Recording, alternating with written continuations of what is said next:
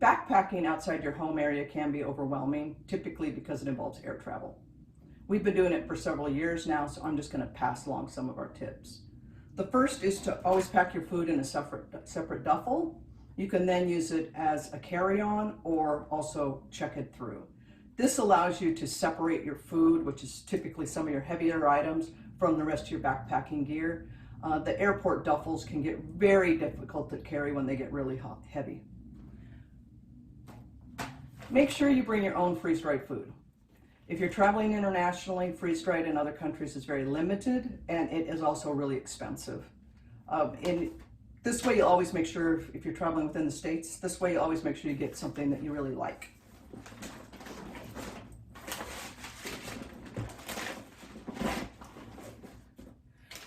Now we're getting ready to pack for or we're in the midst of packing for our Patagonia trip, which is going to involve two different backpacking trips. So we've got a long trip and a short trip. So when you're packing your snack food, make sure you pack it in 2 different sizes. Then you can always know what you got in here. Now we always pack our electrolytes because we want to have something that we like to drink. We pack our power bars and stuff like that, so we make sure that we have something that we like.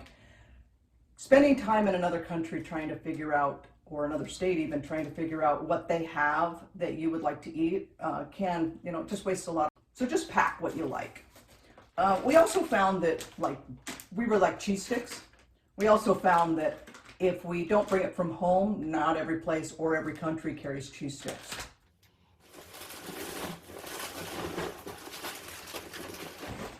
So in using 2 different size bags, it's really nice, even when you have 2 that are the same color, because we know this one goes on the 8-day trip and this one goes on the 5-day trip.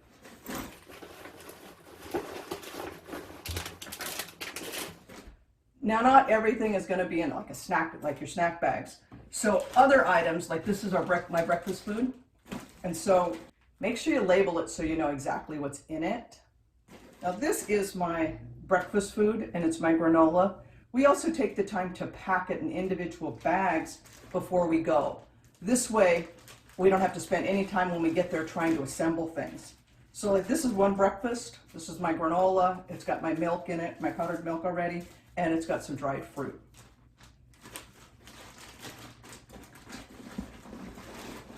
Some items are delicate and you'll worry about them breaking. So things like I have special cookies, or you might have a cracker you like or something to that nature. Make sure you put that in your carry-on bag so it doesn't get damaged when it's shipped. Now these are already in a package, so I'm not worried about these. I'm just going to take them as is. So let's see what's next. Now for the backpack. So I've just packed all my normal stuff in here. It's got my, my sleeping bag, everything that's just the stuff I'm not going to need till I hit the trail is all already in here. Now I have a couple packing cubes. The first one is just my regular, this is what I use in camp, so that'll go in. This is the clothes I'm going to wear the very first day because, you need that. So it's separate. This is everything that's typically odds and ends that might be in the top pocket, might be in the side pockets, anything else in the pack. When you put it in the duffel, you'll see in a little bit, when we put it in the duffel, we want to make sure that the side pockets and the top pocket are empty. Now this is my clothes for the actual trip, for when I'm not backpacking. So those are either going to go inside the backpack or they'll go in the duffel. Just a reminder, I've already packed the stove, but just a reminder that you cannot take any canisters on the airplane. So make sure you pull these out if you've got, we have a reactor and they live in there, make sure you pull them out. Now for your trekking poles. If you're going to put them in a duffel, like if you're taking climbing gear and stuff like that, then we advise that you tape them together, so that tape them together so that they don't knock around inside there. We're going to put ours in the flight duffel bags that you'll see in a second. So for that, I want to make sure it doesn't punch the duffel. So we've built ourselves a cute little box here. We just pounded a piece of cardboard, wrapped it around the trekking poles. Remember when you get there, just to open one end to pull the trekking poles out, because you got to put it back in there in order to fly back home. Now I have everything in my backpack. I don't have anything in the side pockets, nothing in the top pocket, and the only thing I've got in the back pocket is my sit pad and my rain cover. So before I put it in the duffel, the last thing I want to make sure and do is clip these bottom pieces together and pull all the slack out. So you kind of end up with this little hole here, and you'll see why in a minute. So Osprey makes these bags called an air porter. They pack into their own little bags, so they're very small, about a little smaller than a football when you get there, and then you can get them out of the way for the course of your trip. They come in 3 sizes, a small, a medium, and large.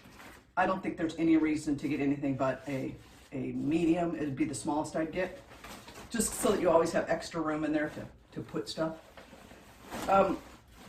Getting your bag in the air porter can tend to be the biggest problem. If you have 2 people, it works a whole lot better.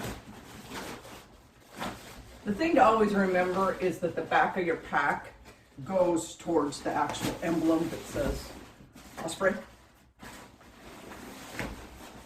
And now you'll see you've got all sorts of room in here to pack other stuff.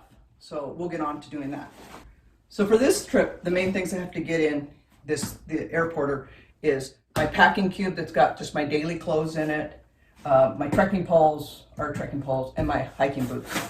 So it's pretty easy. You'll see that you've got all this room and you just keep sliding things in. They just tuck in nicely.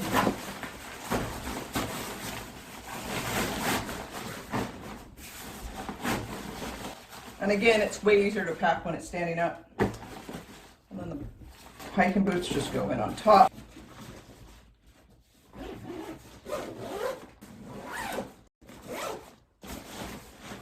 And you can see I still have room here for other stuff. Have this really nice strap so that you can carry this over your shoulder.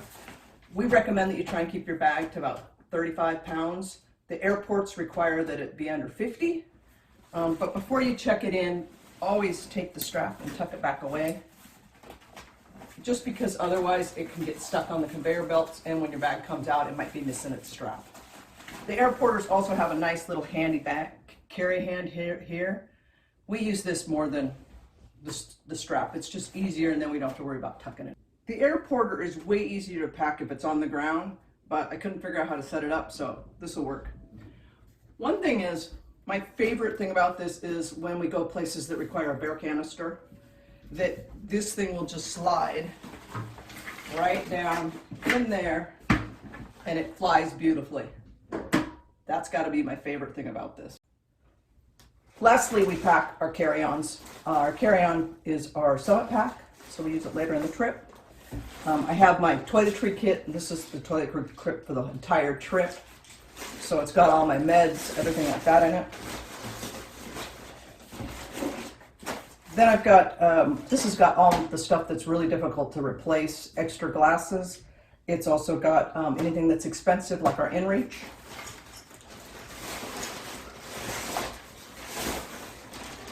And then of course I have any delicate food items that I don't want to get squished when I throw it in the food bag. And here we are ready to go. Got the airport duffel with the backpack and trekking poles and hiking boots, as well as all my backpacking gear in here. Then I've got my food here. I'm also going to check that. And then I've got my carry-on that's got any delicate food items as well as any non-replaceables. So here we go. Have fun.